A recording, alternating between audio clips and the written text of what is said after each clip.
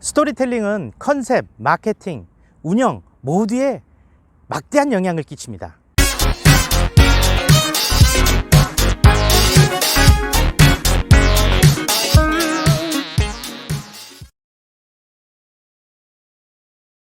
안녕하세요. 카페 창업 전문 유튜버 덕분이네입니다.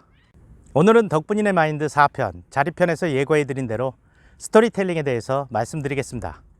이제까지 제 영상을 보신 분들이라면 카페 창업에 있어서 컨셉이 곧 성공이라는 것을 아셨을 겁니다. 그렇습니다. 성공하려면 컨셉이 있어야 합니다. 그럼 이 컨셉은 어떻게 표현하는 것일까요? 그것이 바로 스토리텔링입니다. 그래서 스토리텔링은 컨셉의 열쇠가 되는 셈입니다. 그만큼 카페 창업에 있어서 스토리텔링은 컨셉과 더불어 성공의 가장 중요한 요소 중에 하나입니다. 스토리텔링 하면 대부분 이런 걸 거라고 생각하실 겁니다. 신라호텔 출신 파티시가 만든 명품 카페, 회사 때려치고 커피 뽑는 김대리 카페, 맛있는 디저트가 있는 예쁜 카페에서 힐링하고 가세요. 하지만 이걸 가만히 들여다보면 모두 다 내가 주인공이 되어 있습니다. 덕분이네 마인드 2편 관점편에서 배우셨죠? 내가 주인공이라는 것은 관점이 잘못된 거죠. 손님의 관점에서 생각해야 됩니다. 우리는 고정관념이 너무 깊게 뿌리 박혀 있어서 항상 반대로 생각하는 습관을 들여야 됩니다. 그렇습니다. 스토리텔링에서 주인공은 내가 아니라 당신, 즉 손님이 되어야 됩니다.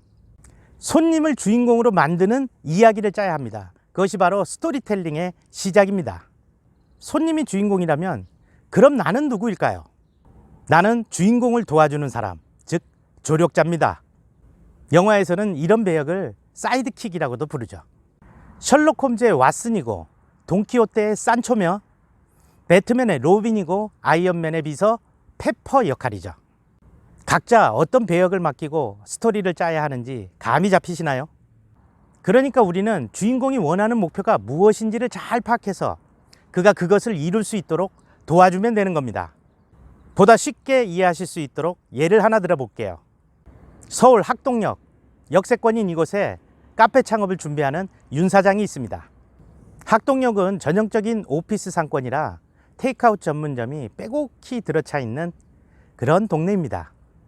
얼마 전까지 그곳에서 직장을 다녔던 윤 사장은 다른 건 몰라도 그곳 직장인들의 마음이 무엇인지는 잘 알고 있다고 생각했습니다. 학동역은 서울 강남권인 만큼 교통도 복잡하고 2호선이 아니라 7호선이 있어서 환승이 많은 곳입니다.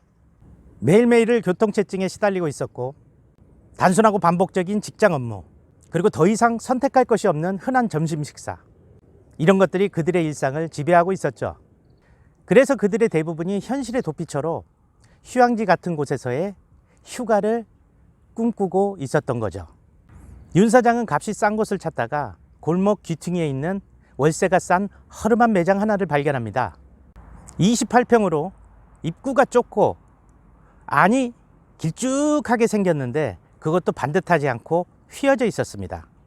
마치 숨어있는 동굴 같은 느낌이었죠. 윤 사장은 그곳을 계약합니다. 그리고 바닥, 벽면, 천장에 해변과 바다 그림을 그립니다. 벽과 매장 곳곳에는 서핑보드나 스노클링 장비, 풀슈트, 비치타월과 같은 소품으로 치장합니다. 음악은 해변을 연상시키는 경쾌한 곡으로 선곡해서 틀었고요. 이렇게 하니까 큰 돈은 들지 않았습니다. 과일과 소다수를 브랜딩해서 와이키키 시크릿 펀치라는 시그니처 메뉴도 만들었습니다. 가격대는 아메리카노가 4,800원, 테이크아웃 전문점이 많은 그곳 오피스 상권에서는 결코 싼 가격이 아니죠. 그리고 담아주는 용기가 좀 특별했는데요. 모든 음료를 바다를 연상시키는 푸른 병에 담아주었는데 이것을 다시 가져와서 주문하면 1,000원을 할인해 주는 것이었습니다. 그리고 오픈. 간판에는 이렇게 쓰여져 있었습니다. 카페 와이키키, 비밀의 해변으로 당신을 초대합니다.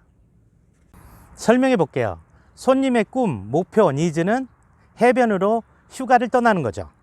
이것을 가로막는 빌런, 즉 악당은 일상의 반복과 답답하고 고된 직장의 스트레스, 흔한 점심 식사들이 되겠죠. 여기서 나는 주인공이 악당을 물리치고 해변으로 휴가를 떠나도록 돕는 조력자입니다. 윤 사장은 비밀 해변으로의 초대라는 컨셉으로 카페 와이키키라고 이름 짓고 인테리어도 비밀 해변이라는 테마로 하게 된 거죠. 윤 사장은 오픈 후에도 SNS를 통해 이러한 스토리로 소통을 이어갑니다. 오늘 당신만의 비밀의 해변 와이키키에서 12시 선착순 30명에게 와이키키 냉장고 좌석을 선물합니다. 언제나 당신의 탈출을 돕는 카페 와이키키가 되겠습니다. 스토리텔링은 컨셉, 마케팅, 운영 모두에 막대한 영향을 끼칩니다. 카페 와이키키의 경우에 관점은 손님이 되겠고, 니즈는 휴가, 컨셉은 비밀 해변, 인테리어 테마는 바다와 해변 그리고 서핑, 네이밍도 와이키키, 시그니처 메뉴도 시크릿 펀치. 이렇게 모든 것을 아우르면서 스토리를 짜는 것이 바로 스토리텔링입니다. 중요한 것은 주인공이 내가 아니라 손님이어야 된다는 거고요. 꿈을 이루는 것도 손님 스스로 해야 된다는 겁니다. 여기서 손님이 이루는 꿈은 음료 한 잔을 통해 일상에서의 탈출을 이루는 거죠. 이걸 내가 돕는 겁니다. 당신이 원하는 해변으로의 휴가, 제가 도와드리겠습니다. 바로 카페 와이키키에서요. 덕분이네의 경우에도 스토리텔링의 이 법칙은 적용될 수 있습니다. 예를 들면 주인공은 여러분이고 여러분의 꿈은 카페 창업의 성공입니다. 저는 그것을 돕는 조력자고요. 무엇을 어떻게 도와줄 것인가가 컨셉인데, 그것은 장사는 몫이 좋아야 한다, 이런 것과 같은 고정관념을 깨트리는 마인드 체인지가 되겠죠. 이렇게 스토리텔링은 사업의 모든 분야에 해당되고, 이것은 마케팅과 운영에서도 이어진다고 하겠습니다. 결국 그 카페는 스토리텔링으로 모든 것을 말한다고 해도 과언이 아닙니다. 스토리텔링과 더불어서 하나 더 덧붙이자면 그것은 네이밍입니다. 브랜딩이라고 하는 사람도 있고요. 아무튼 카페 이름 짓기입니다. 이것은 스토리텔링의 제목이라고 생각하시면 됩니다. 책을 예로 들어 책 내용이 스토리텔링이라면 책 제목을 짓는 것이 네이밍이 되는 것입니다. 어때요? 카페 이름 짓기 참 쉽죠? 하지만 스토리텔링에 맞는 이름을 짓는 것은 쉬운데 이것을 써도 되는지는 또 다른 문제입니다. 상표권이라는 저작권에 걸릴 수 있기 때문에 이것을 신경 써야 됩니다. 즉 상표권이 중복되지 않는지 확인해 봐야 된다는 거죠. 이것까지 말씀드리면 너무 길어지니까요. 이것은 다음에 별도의 컨텐츠로 준비하도록 하겠습니다. 자, 오늘의 요약 정리. 1. 스토리텔링은 내가 아니라 손님이 주인공이어야 한다. 2. 나는 주인공이 꿈을 이룰 수 있도록 도와주는 조력자이다. 손님이 셜록 홈즈면 나는 왓슨이다. 3. 꿈을 손님 스스로 이루게 하라. 나는 거들 뿐, 꼴은 주인공이 넣는다. 4. 스토리텔링이 책 내용이면 네이밍은 책 제목이다. 이상 오늘 이야기 덕분이네 마인드 5편 스토리텔링 편을 마치겠습니다. 이 채널이 있는 이유는 당신이 있기 때문입니다. 당신의 덕분입니다. 여러분, 오늘도 기쁜 채널 구독과 좋아요 눌러주세요.